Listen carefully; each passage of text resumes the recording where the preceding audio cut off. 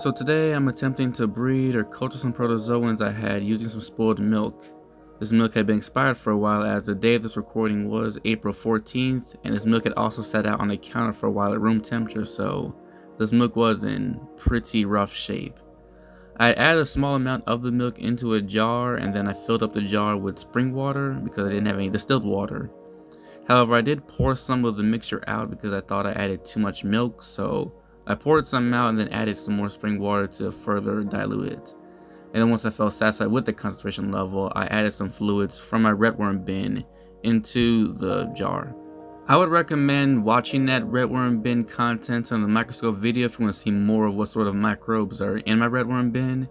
And after I add the fluids from that redworm bin into the jar, I then set the jar aside for 7 days.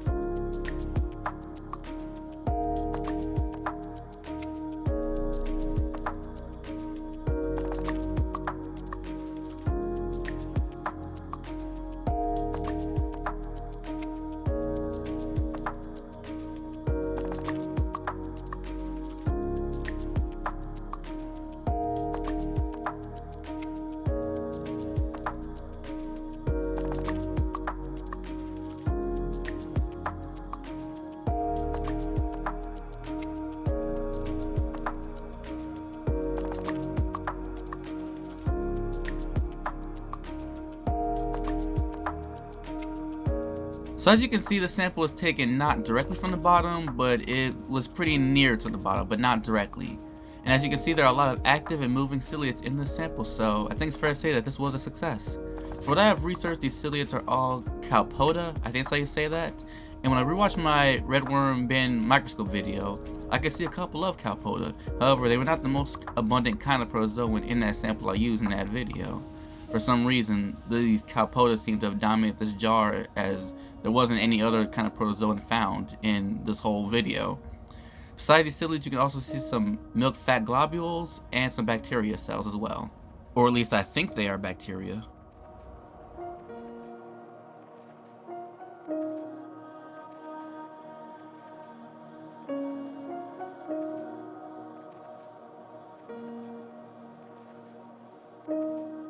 I am honestly not too sure what that is moving around right there.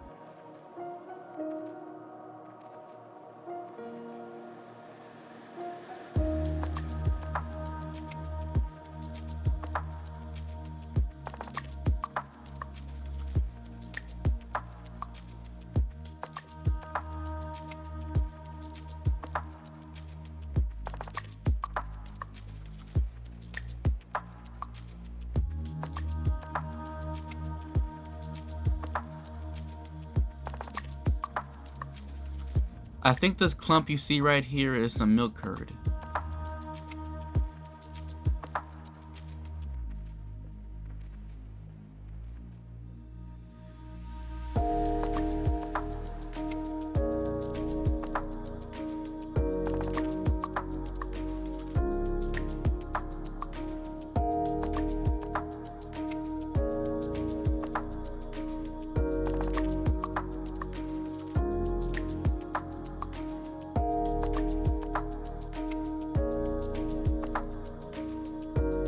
As I continued to observe the slide, something unexpected had happened. The Colpoda started to slow down and they eventually stopped moving. I did notice that the cell membrane had burst open as well. I'm not too sure what happened, but I did go look on other areas of the slide to see if I could find some more Colpoda that were still moving, and I did, but they were moving pretty slowly and they eventually died off too. I'm not too sure what had happened, but if I was to guess, maybe there was some pressure from the slide cover or the lens that maybe put too much pressure on them to where they exploded. I'm not too sure what happened, but that would be my guess. I did decide to make a new slide with some leftover sample I had in the pipette, and I found ciliates that were full of life.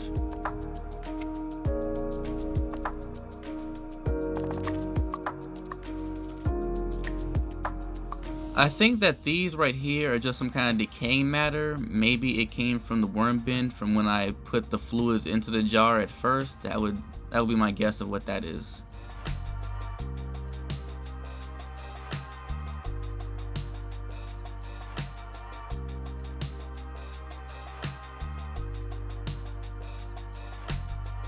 So I wanted to see if there was any difference in the contents of the jar from various depths, so I took a new sample from near the top and another new sample from right near the bottom. From the sample taken near the top, I saw numerous Colpoda that were very active and very lively, and this was much different compared to the sample taken near the bottom, as there were fewer Colpoda and they weren't as lively. As you can see, much organic matter has a brownish color to them, and you could also see that in the Colpoda as well. Also, my guess as to why the Colpoda near the bottom of the jar are moving more slowly compared to the ones near the top is that there may be less oxygen near the bottom of the jar. Low levels of oxygen could explain also why there are fewer Colpoda in general near the bottom compared to the top as well, but I am not too sure on this. This is just my own guess.